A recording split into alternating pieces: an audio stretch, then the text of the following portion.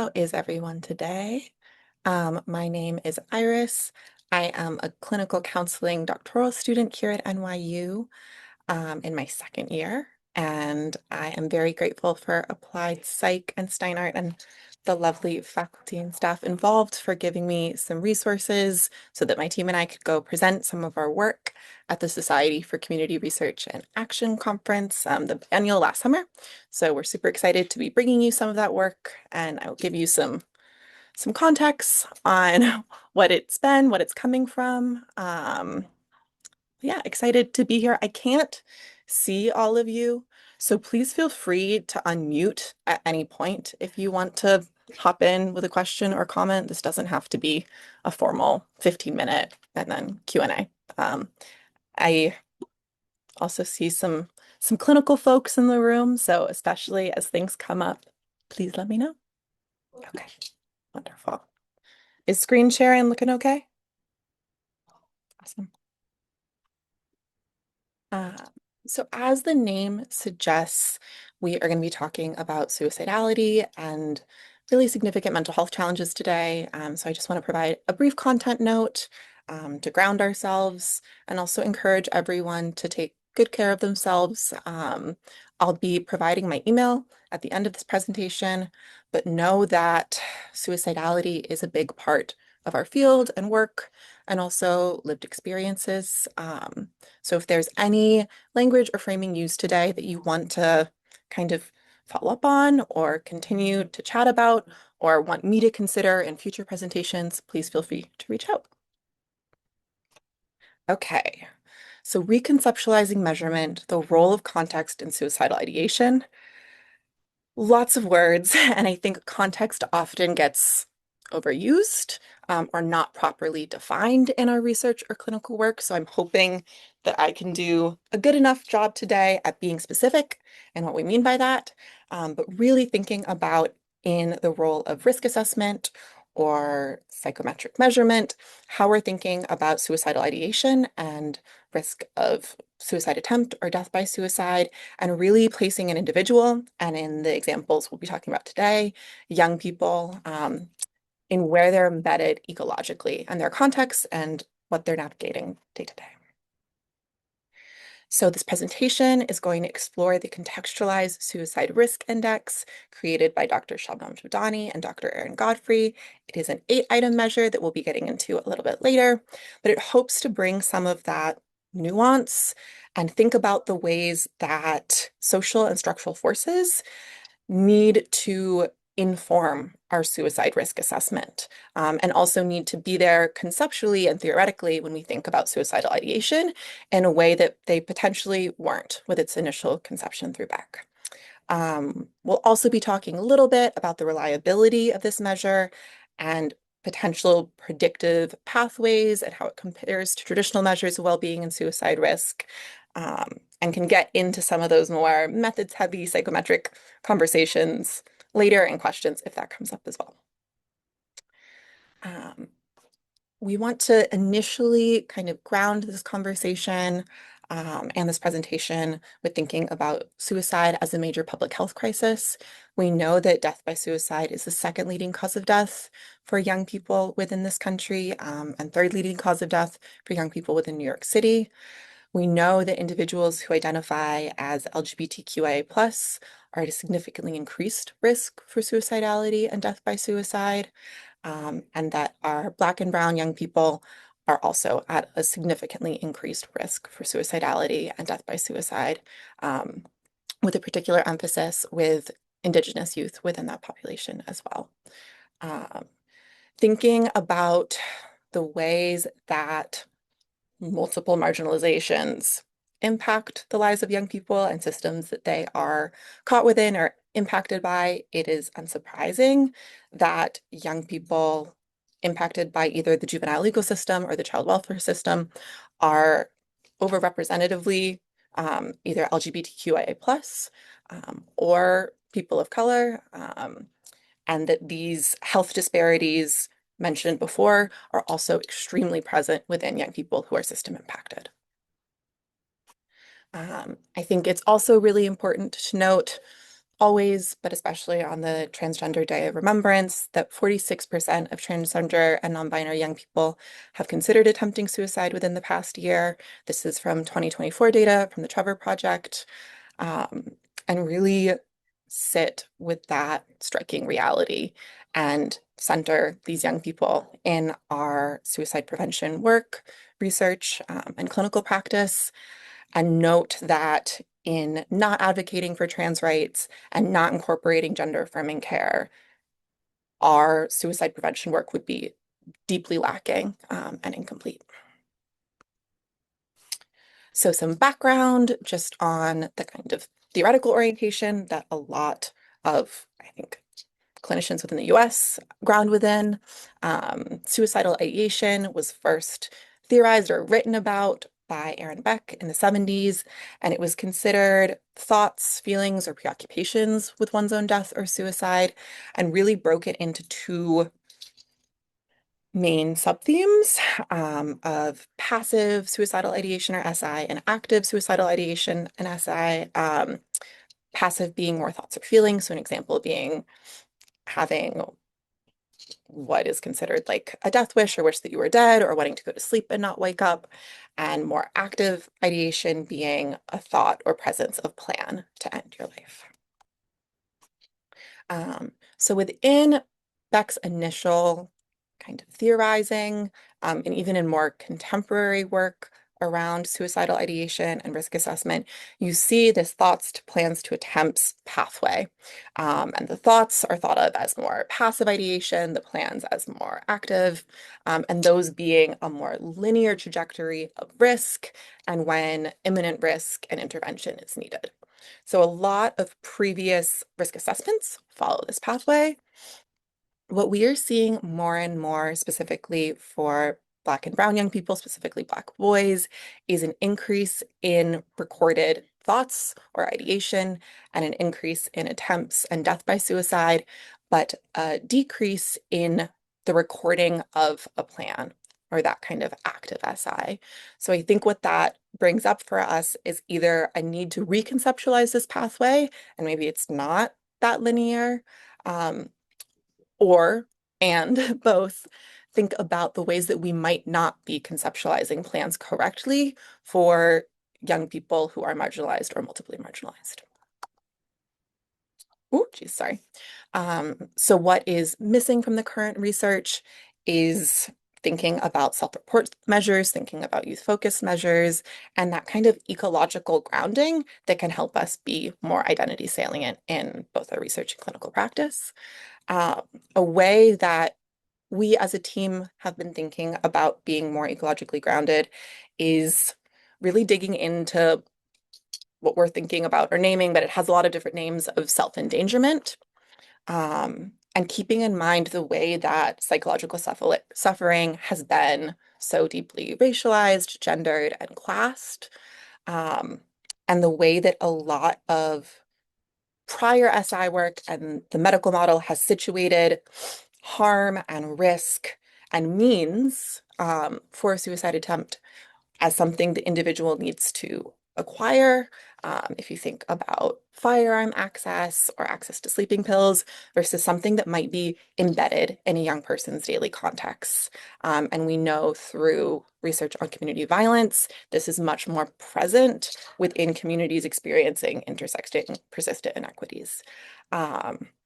So we're kind of thinking about these self-endangering behaviors and how potentially they've been miscategorized as delinquent behaviors or behaviors that have been criminalized and seen through that lens and responded as such rather than an expression of suicidal ideation. Um, my lovely colleague, Amira Silver, presented a few weeks ago, and I know that her video is published, so I'm also going to rush through some of our methods, but I think she went through them a little bit more in depth. But in terms of how we've been learning more about this measure and just learning a lot more in general, this comes from NIH-funded RCT, co-PI'd by Dr. Jadani and Dr. Godfrey. It is bringing mental health supports and wellness coaching to frontline staff within juvenile legal system and child welfare residential facilities. Our facilities lean a little bit more juvenile legal system within our sample, as well as we have slightly more state designated boys facilities than girls or co-ed. Within our sample, or at least within the data I pulled for today's analytics, we have the experiences of 526 young people represented who were confined at the time of survey in residential facilities in New York City. You can see median age and just kind of some of our general demographics. I'm going to keep going for time. Um, but of those young people, we see 86% have endorsed suicidal ideation within their lifetime, which is significantly higher than the general population. 22% have been hospitalized because they or someone else was worried they might try to hurt themselves on purpose. 19% have been hospitalized because they tried to take their own life.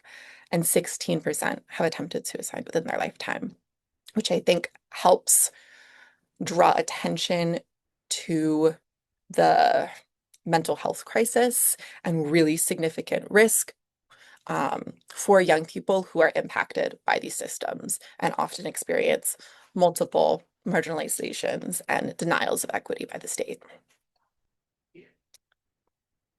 Um, and that brings us to our 8-item risk index. This kind of can give you a glimpse, and I'm happy to return to this slide as we keep having a conversation, but we want to zoom in on one of the particular items, which is sometimes I put myself in dangerous situations because I don't really care if I live or die, and kind of nuancing this type of item, which we assess on a 5-point Likert scale of strongly endorse to do not endorse, and compare it to some of the measures that exist, like the self-injurious thoughts and behaviors measure, um, which has items that are much more binary, like have you wished you were dead, yes or no, which forces young people to have a concreteness with their ideation and morality and really commit and doesn't necessarily capture the nuance. In the ways that behaviors can manifest as SI and be a lot more lethal depending on the context and where that young person is embedded. So again, that emphasis on dangerous situations. We often think about subway surfing as a really prime, salient, and important example, potentially within this framing, as well as the experience of driving while intoxicated or driving with someone else while they are intoxicated, and that like higher propensity for a self-endangering behavior or a lack of safekeeping behavior when SI is more present, and hoping that this can capture some of that. From a reliability standpoint, I guess the reliability is on this side. It's a fairly reliable, or showed as fairly reliable in our sample. With an alpha of 0.968 and with exploratory factor analysis, sorry, there we go, is loading pretty consistently onto one factor, which makes sense with the length, but is also helpful in helping us better understand if we are working with one construct or multiple. The other measures surveyed that kind of get at specifically suicidal ideation risk assessment was the Massachusetts Youth Screening Instrument, the MAISY, which is a mental health measure designed for juvenile legal system impacted young people, the SITB, which we mentioned and had that example item from, and the Suicidal Ideation Questionnaire, Junior.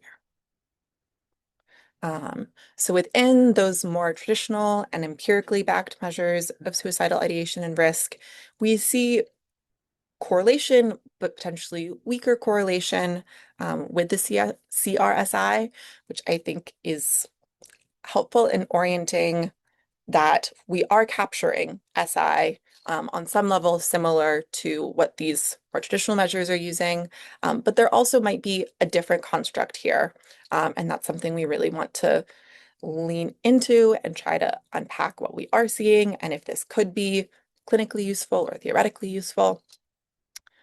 Um, And then thinking through tensions and future directions. So we hope to expand our conceptualization of SI and kind of de-individualize both the problem of suicide and suicide risk and really think about the systemic factors that lead people to feeling this way, take some of that responsibility off of the individual and think about what we can do with more policy and prevention and intervention.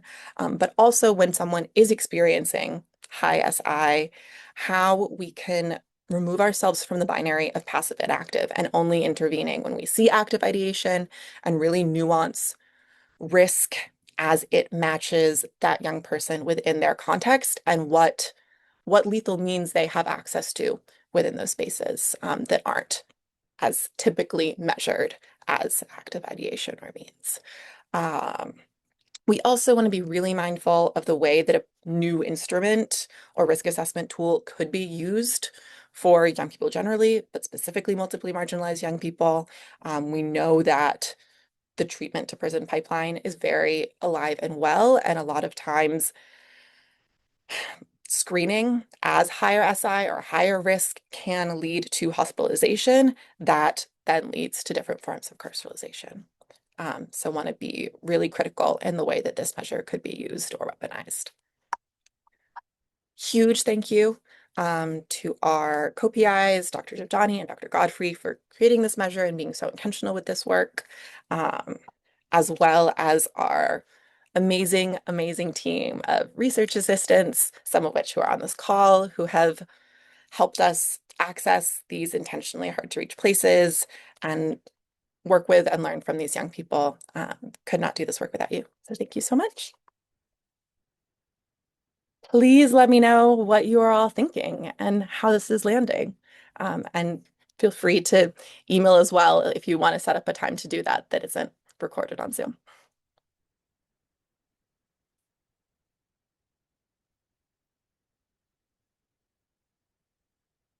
Reactions. Nice job, Iris. Can I ask a question about the measure? Yes, please. So the you mentioned subway surfing, and I was interested in that. Mhm. Sometimes I put myself in dangerous situations.